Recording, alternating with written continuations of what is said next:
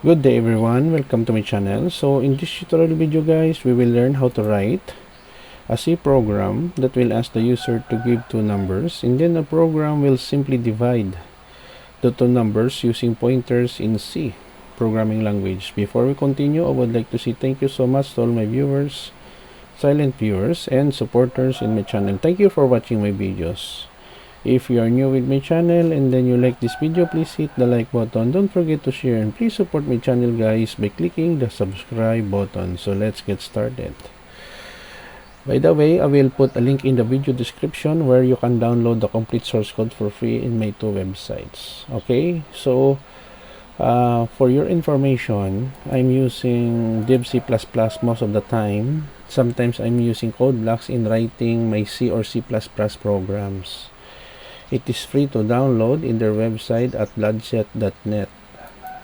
So we have here line number 1, sharp includes TDIO.h. It is a standard input-output in every C program.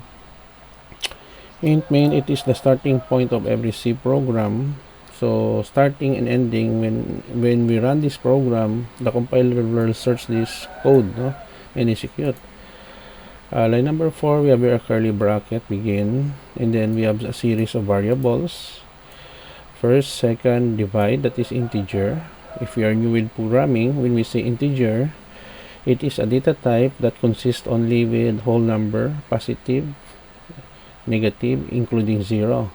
Now, to declare a pointer in C, we declare another set of variables a and b, and then we have here the asterisk for pointers.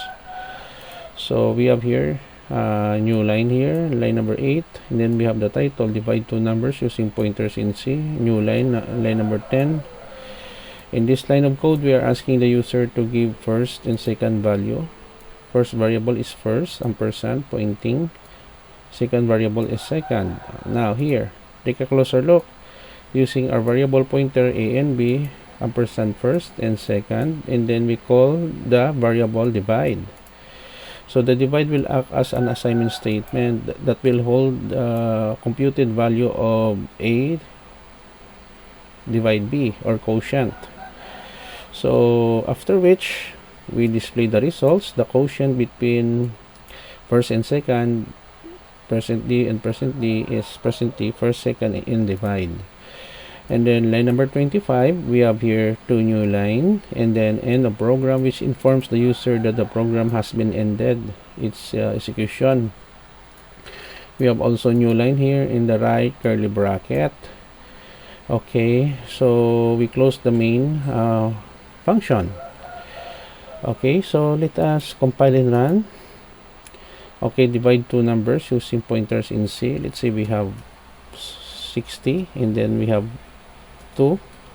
So the quotient between 60 and 2 is 30, and a program. Another example, we have 100, and then we have, let's say we have 5 for the second value. The quotient between 100 and 5 is 20, and a program.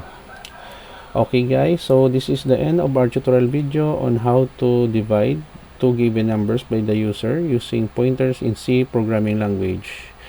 As I said earlier, I will put a link in the video description where you can download the complete source code of this program for free in my two websites.